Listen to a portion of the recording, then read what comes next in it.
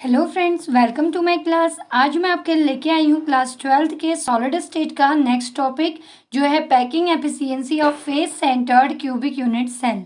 इससे previous video में मैंने आपको बताई थी packing efficiency of body centred cube. तो आज उसी सीक्वेंस में हम लेके आए हैं packing efficiency of face centred cubic unit cell. अब यहाँ पे जो पैकिंग एफिशिएंसी एफसीसी की होगी वही पैकिंग एफिशिएंसी सीसीपी और एचसीपी की भी होगी। तो इसीलिए इन तीनों के लिए जो पैकिंग एफिशिएंसी रहेगी वो क्या रहेगी, सेम रहेगी। इस टॉपिक को समझने के लिए हम सबसे पहले इस डायग्राम को समझ लेते हैं। तो यहाँ पे जो मैंने डायग्राम लिया है ये एक फेस सेंटर्ड क्यूबिक सेल का है जिसमें 1 2 3 4 5 6 7 8 एटम्स तो इस क्यूब के कॉर्नर में होंगे और उसके साथ ही साथ यहाँ पे 8 एटम्स के अलावा एटम्स जो होंगे हर एक फेस के सेंटर पे भी होंगे, जैसे कि ये। तो सेंटर पे मतलब फेस क्या होता है, तो ये सपोज एक क्यूब है तो इस क्यूब के भी कितने फेस हैं, 1 2 3 4 5 और एक इसके अपोजिट साइड होगा 1 के, तो वो क्या होगा 6।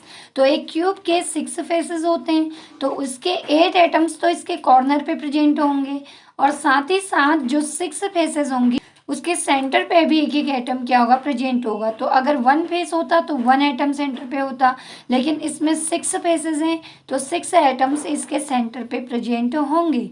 अब हम कैसे निकालेंगे सेंट्रल एटम को, तो हम इसके डायगोन को ऐसे मिलाएंगे तो जहाँ पे ये कट करेगा वही इसका क्या होगा, सेंटर होगा फेस का। तो इस क्यूब के 6 फेसेस हैं तो 8 एटम इसके कॉर्नर में प्रेजेंट है और 6 इसके कहाँ हैं, फेसेस के सेंटर में। तो ये है फेस सेंटर्ड यूनिट सेल। तो यहाँ पे भी हम कुछ सपोजिशंस करते हैं जैसे हमने अपने प्रीवियस पैकिंग एफिशिएंसी को कैलकुलेट करने के लिए किया था। तो the edge length of a cube, तो इस क्यूब की हमने एज लेंथ को क्या माना हुआ है, ए माना हुआ है, यानी कि क्यूब के एक साइड की या एज की लेंथ क्या होगी, स्मॉल ए।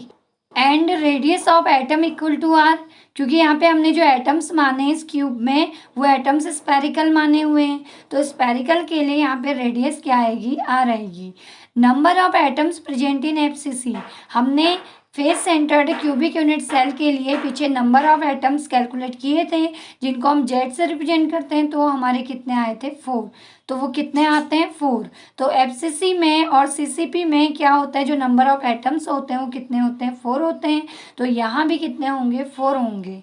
अब यहाँ पे तो अगर नंबर ऑफ एटम्स 4 हैं, hence the volume of atoms और स्पीयर्स, तो जितने भी स्पीयर इस यूनिट सेल में प्रेजेंट हैं चाहे वो कॉर्नर पे हों चाहे वो फेस के सेंटर पे हों, तो उनका जो टोटल क्या होगा, वॉल्यूम होगा, वो क्या होगा, एक स्पीयर का वॉल्यूम इनटू उसके एटम्स के नंबर।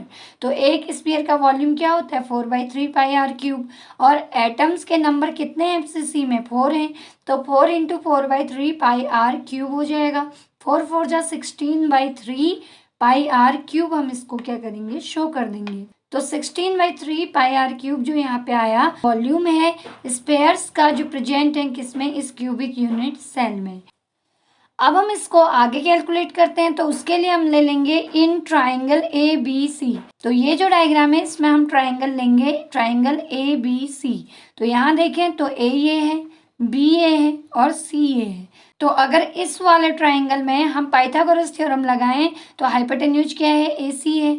तो ए सी यहाँ पे हाइपोटेन्यूज है तो क्या है, तो पाइथागोरस थ्योरम के अकॉर्डिंग ए सी का स्क्वायर इक्वल टू क्या हो जाएगा, ए बी का स्क्वायर प्लस बी सी का स्क्वायर। हाइपोटेन्यूज का स्क्वायर इक्वल टू बेस का स्क्वायर प्लस परपेंडिकुलर का स्क्वायर, तो A B square plus B C square. तो इन दोनों के स्क्वायर का क्या ले लेंगे, सम ले लेंगे। अब यहाँ पे एक एज लेंथ कितनी है, ए के इक्वल है, और ए बी जो है वो इस ट्राइंगल में ए बी क्या है, इस क्यूब की एक साइड है, और बी सी भी क्या है, इस क्यूब की एक साइड है। तो साइड की लेंथ अगर ए है तो ए बी की लेंथ भी ए होगी और बी सी की लेंथ भी क्या होगी, ए होगी। तो ये हो जाएगा ए बी स्क्वायर की जगह वैल्यू पुट करेंगे तो A square plus A square, तो कितना आ जाएगा ऐड करके, A C square equal to 2a square. तो ए सी इक्वल टू हो जाएगा √2a square and A square का स्क्वायर रूट ए आ जाएगा और अंदर बचेगा √2। तो ए सी इक्वल टू आ गया √2, इसको इक्वेशन दे देंगे 1। अब since A C equal to 4r, अब ए सी इक्वल टू 4r कहाँ से आया, तो अब हम इक्वेशन 1 में इस AC की वैल्यू को पुट करेंगे। तो A से C ये डिस्टेंस है AC। इसमें अगर हम रेडियस देखते हैं तो इस स्फीयर की केवल एक रेडियस यहाँ पार्टिसिपेट कर रही है और बीच वाले स्फीयर की एक रेडियस ये है, एक रेडियस ये है। तो 1 2 रेडियस यहाँ पे पार्टिसिपेट कर रही हैं और थर्ड वाले स्फीयर की भी केवल एक ही रेडियस यहाँ पे पार्टिसिपेट कर रही है।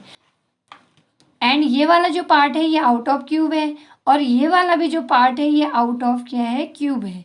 तो हम इसको कैलकुलेट नहीं करेंगे तो कितनी रेडियस आएंगी, 1 2 3 4। तो कितनी आर होगी, 1 R 2 R 3 R and 4 R. तो ए सी इक्वल टू हो जाएगा 4 आर यानी कि 4 radius. On putting the value of A C in equation 1। अब इस इक्वेशन 1 में हम ए सी की वैल्यू को यहाँ पुट करेंगे। तो ए सी की जगह हम लिख देंगे 4 R equal to a root 2। तो यहाँ से रूट 2 यहाँ ट्रांसफर होगा तो क्या हो जाएगा, a equal to 4 R upon root 2। तो ये हमारी जो निकली ये साइड ऑफ क्यूब निकल गई, a निकल गया हमारा। तो ये जो a निकला ये एज लेंथ ऑफ क्यूब है। तो a हमें पता है तो अब हम इसका टोटल क्या निकाल लेंगे, वॉल्यूम। तो क्यूब का वॉल्यूम इक्वल टू होगा a क्यूब और a कितना था 4 आर अपॉन रूट 2। तो इस पूरे का क्या हो जाएगा, क्यूब हो जाएगा। तो पूरे का क्यूब हो जाएगा तो a क्यूब करेंगे तो 4 का क्यूब 64 हो जाएगा। r क्यूब रूट 2 का जो क्यूब होगा वो 2 रूट 2 होगा, क्योंकि हम रूट 2 को 3 बार मल्टीप्लाई करेंगे तो रूट 2 इंटू रूट 2 2 हो जाएगा, इंटू रूट 2 करेंगे तो 2 रूट 2 हो जाएगा। तो ये इक्वेशन आ गई 2। इसमें हमने पूरे क्यूब का क्या निकाल लिया, वॉल्यूम निकाल लिया। तो ए क्यूब जो है ये पूरे क्यूब का वॉल्यूम है यानी कि एफसीसी क्यूब का क्या है, वॉल्यूम है। अब हमें एटम्स का भी वॉल्यूम पता चल चुका है और हमें क्यूब का भी वॉल्यूम पता चल चुका है। तो इसकी हेल्प से हम निकालेंगे packing efficiency. Hence the packing efficiency equal to होता है volume of atoms upon volume of cube into 100। तो यहाँ पे हम रखेंगे packing efficiency equal to volume of atom कितना हो जाएगा, 16/3 पाई आर क्यूब, ये हमारा निकला था, अपॉन वॉल्यूम ऑफ क्यूब कितना हो जाएगा 64 आर क्यूब अपॉन 2 रूट 2। तो यहाँ से हमने इस वैल्यू को पुट कर दिया। अब यहाँ पे इस 3 को हम नीचे लिख लेते हैं और 2 रूट 2 को कहाँ भेज देंगे, ऊपर, क्योंकि फोर्थ फ्रैक्शन है ऊपर आ जाएगा। तो ये हो जाएगा 16 पाई आर क्यूब इंटू 2 रूट 2, यहाँ से ऊपर चला जाएगा तो यहाँ आ जाएगा। तो 2 रूट 2 हो जाएगा upon 3 into 64 R cube into 100। तो यहाँ पे 16 से 64 कैंसिल हो जाएगा 4 टाइम्स, आर क्यूब से आर क्यूब कैंसिल हो जाएगा।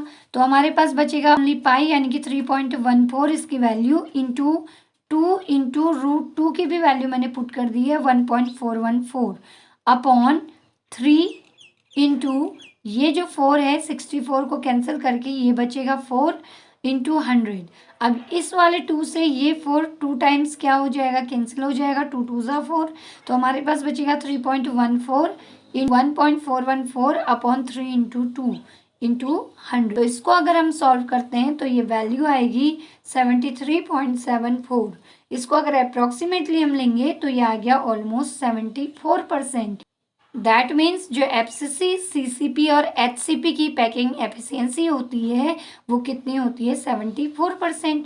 और मैंने आपको बताया था कि पैकिंग एफिशिएंसी क्या होती है कि एफसीसी, सीसीपी, एचसीपी में एटम्स जितना वॉल्यूम कवर करते हैं 74% मीन्स जो एटम्स प्रेजेंट होंगे सीसीपी, एचसीपी और एफसीसी में वो जो है टोटल वॉल्यूम का केवल कितना पार्ट कवर करते हैं, 74% ही कवर करते हैं। तो इसलिए पैकिंग एफिशिएंसी क्या होगी, 74%। और बाकी पार्ट क्यूब का क्या होगा, वैकेंट होगा। तो एफसीसी की पैकिंग एफिशिएंसी सबसे ज़्यादा होती है क्योंकि यहाँ पे एटम्स कॉर्नर के साथ साथ 6 फेसेस के सेंटर पे भी प्रेजेंट रहते हैं। एफसीसी, एचसीपी और सीसीपी के लिए जेड की वैल्यू सबसे ज़्यादा होती है, वो होती है 4।